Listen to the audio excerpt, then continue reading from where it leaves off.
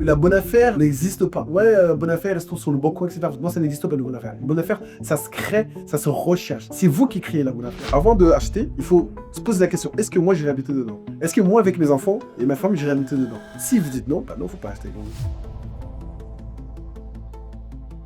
Bonjour, bienvenue dans votre émission consacrée au business, à l'entrepreneuriat et au mindset. Aujourd'hui, on a le plaisir d'accueillir Happy. Happy qui est un investisseur en immobilier. Il a plus de 10 appartements à son actif.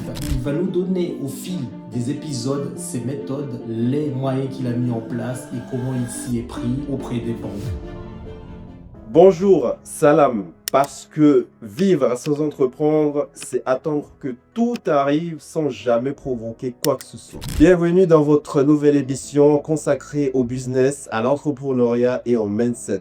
Je me présente Keita Samé et mon acolyte Happy. Happy, peux-tu nous dire comment définir son budget au tout début? Alors bonjour, merci de m'avoir invité sur ton plateau. Pour définir un budget pour un projet immobilier, c'est de partir voir son banquier et ramener les documents nécessaires, relevé de compte et tout ce qui est droit dans le bulletin de paye. Le banquier va calculer votre capacité dans le dire. Peux-tu nous dire comment fonctionne un crédit immobilier? Alors, un crédit immobilier, ça reste un crédit classique, comme une voiture. C'est juste que l'immobilier, c'est des crédits qu'on peut prolonger les années. Vous pouvez emprunter jusqu'à 25 ans déliés pour de remboursement. Alors qu'un crédit classique, vous pouvez aller jusqu'à 15 ou 7 ans pour une voiture. L'immobilier, l'avantage, vous allez jusqu'à 25 ans, vous avez des petites mensualités pour derrière, vous puissiez emprunter derrière pour de biens. Est-ce que l'apport personnel est obligatoire? C'est pas obligatoire, mais c'est mieux de l'avoir. De montrer au banquier que vous savez gérer votre budget. Parce que ça reste quand même de l'investissement. Le banquier, lui, prend des risques en vous donnant de l'argent. Du coup, le but, c'est de lui montrer que vous êtes une personne qui a guéri, qui sait gérer son argent. Donc aujourd'hui, en 2026, si on va voir les banquiers sans apport, on est sûr d'avoir le crédit ou bien on risque d'avoir un refus tout simplement. Alors, 60% des banquiers, si vous connaissez très bien, ils vont vous donner le crédit sans apport. En fait, votre banquier, c'est la personne qui va vous débloquer les frais. C'est au-delà qu'un ami. Il faut le prendre comme un ami et un investisseur aussi. C'est la personne qui va vous aider à investir. Du coup, si vos banquiers, vous avez une bonne relation, forcément, il va vous aider plus à avoir votre crédit. Ok, et comment améliorer son dossier de façon à ce que ce soit bien présenté devant son banquier? Les 3 dernières rêves compte que vous allez présenter à votre banquier, il ne faut pas qu'il y ait découvert. Un peu d'épargne pour montrer au banquier que vous savez mettre de côté. Et la 3e, c'est de préparer un bon dossier et le ramener à votre banquier. Vous-même. Prendre rendez-vous, ça reste quand même votre banquier. Vous allez demander un investissement bien habillé et bien inscrit. C'est très très important. Parce qu'en général, une personne qui veut s'aventurer dans l'immobilier, il va juste dans son banquier mal habillé et mal renseigné, demander à son banquier combien je peux emprunter. Sauf que le banquier, forcément, il voit que la personne n'a pas travaillé son projet, soit il va lui mettre un refus, ou soit il va lui donner un crédit un montant qui ne correspond pas à la personne.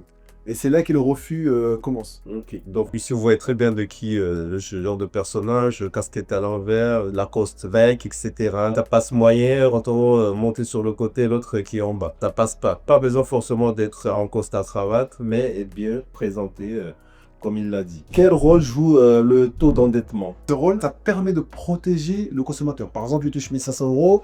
En général, sur 33%, ça doit faire à peu près du 560 € qu'il pourra mettre sur un prêt. Ça permet que la personne il lui reste à peu près le 100 € pour vivre tous les jours. Si par exemple, il dépasse le 43%, en fait, le client peut porter plainte à la banque. Du coup, les banquiers, c'est aussi fixé automatiquement 33%, ils respectent la règle que l'État a fixée. Ok, donc on doit être à 33 max, pas plus. Vous pouvez aller au-delà si vous avez profil investisseur. Si, imaginez une personne touche 1500 €, il lui reste, on va dire, 300 € à vivre. Est-ce qu'il aura un bon taux d'endettement, sachant qu'il est chargé de famille, de 3 gamins, payé de 700 €? Si vous voulez faire de l'investissement, par exemple, vous achetez votre résidence principale, la banque, ce qu'il va faire, il va supprimer votre loyer que vous avez. Parce qu'en fait, dans 3 mois que vous serez propriétaire, vous n'aurez plus ce loyer-là. Du coup, automatiquement, la banque, quand il fait les calculs pour un futur prêt, il ne prend pas compte votre loyer. Du coup, c'est un avantage pour vous. C'est pour ça que quand vous allez à la banque, il faut bien préciser le mode d'investissement. Si c'est un crédit pour une location ou c'est pour une résidence principale, il faut bien préciser. Banque, courtier ou les deux? C'est-à-dire, est-ce qu'il faut aller voir uniquement la banque, ou il faut passer par un courtier, ou il faut voir les deux? C'est une très très bonne question, mais si vous avez une bonne relation avec votre banque, je trouve que ça sert à rien d'aller voir un courtier. Mais si vous voulez des marchés, des meilleurs taux, des meilleures prestations que la banque pourrait proposer, il faut voir un courtier. Le courtier, il faut savoir, lui, c'est son travail. Il fait ça toute l'année, il a des contacts, il va plus vous proposer des choses correctes que votre banquier. Ça reste quand même un banquier, ça reste quand même un businessman, il faut le savoir. Lui, ça reste un businessman, il faut qu'il gagne. S'il voit qu'il ne gagne pas, il vous donnera Il toujours va mal nous arranger, quoi. Lui, c'est juste pour le profit de la banque. C'est exactement ça. Lui, ça reste un salarié et c'est un businessman. Du coup, automatiquement, il va se baser au profit de la banque. Alors qu'un courtier, lui, c'est de vous proposer les meilleurs taux, les meilleures conditions. Du coup, ça dépend vraiment de la situation de l'investisseur, mais vous pouvez faire les deux. Si c'est même conseillé de faire les deux. Mais si tu devais conseiller, tu conseillerais quoi? Un courtier, ça coûte de l'argent quand même. Ça coûte environ, je crois, 2300 € à peu près un courtier. Alors que votre banquier, vous n'avez pas les 2300 €, à part les frais de dossier, 2000 €. Ça permet de amortir les 2000 € de courtier. Après, c'est lissé dans le crédit. C'est laissé dans le crédit, correct. Ouais, pas- C'est exactement ça. En fait, vous ne voyez pas. Sur votre mensualité de 600 €, il y a déjà des 2000 € du courtier. Vous ne les voyez pas en soi. Mais en fait, ça permet de à 600 €, par exemple, à 750 €. Ça permet de gagner 50 €. Parce que vous avez dit 50 € CRM, il faut le voir sur 25 ans. Quels frais prévoir en plus du prix du bien? Il y a d'autres coûts qu'il faut prévoir dans l'investissement immobilier. Par exemple, le billet coûte 90 000 €, mais il y a les frais notaires.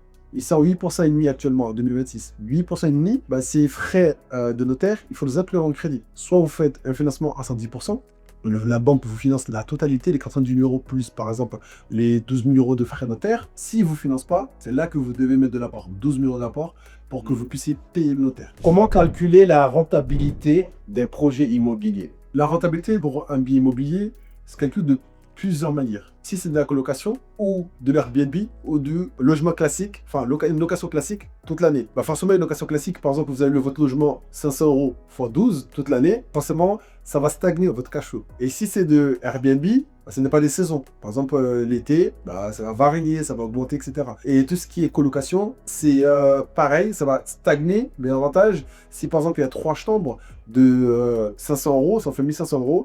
Et admettons le tout cher compris, crédit, etc., c'est 500 €, vous avez 1000 € de cash flow positif. Mais ça va rester si vous ne perdez pas un locataire. Cash flow, ce terme revient souvent. Qu'est-ce que c'est et pourquoi c'est important? C'est le bénéfice après avoir enlevé toutes les charges de crédit, taxes foncières, chartes de copro, etc. Ce qui vous reste, c'est le cash flow positif. En sachant que ce cash flow, ça permet au banquier de voir que vous maîtrisez votre sujet pour un futur achat, pour un prochain. Si vous avez déjà, avec le premier investissement, vous avez déjà un cash flow négatif, automatiquement, ça sera très très compliqué de reprendre un crédit pour un auteur de financement. Comment savoir si un projet est viable avant de l'acheter? Ça se voit pas, c'est à vous de chercher. La bonne affaire n'existe pas. Et dire, vous dites, ouais, bonne affaire, elle se trouve sur le bon coin, etc. Moi, ça n'existe pas, la bonne affaire. La bonne affaire, ça se crée, ça se recherche. C'est vous qui créez la bonne affaire.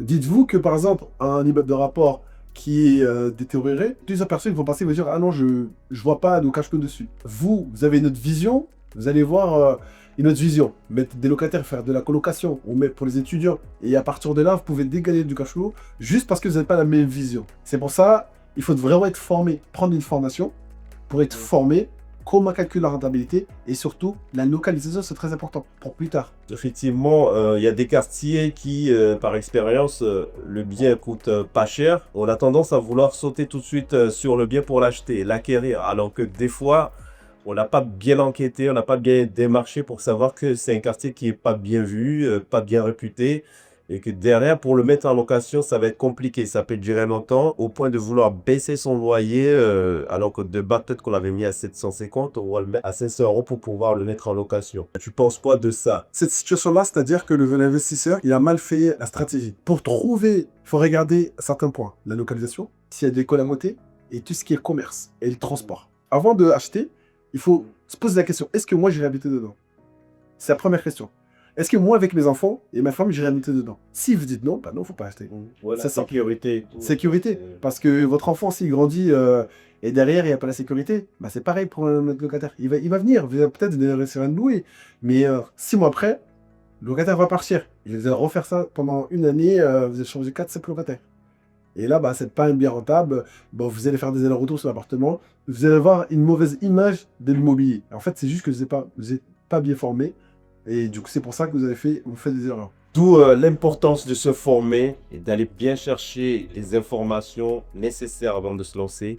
Parce que si on vise le long terme, il faut quand même être bien équipé et commettre le moins d'erreurs possible. Plus on commet d'erreurs, plus on perd d'argent. Donc on arrive à la fin de cet épisode. Je vous remercie à tous. J'espère que ça vous a plu. Si vous avez des questions, n'hésitez pas à mettre des commentaires et à la prochaine.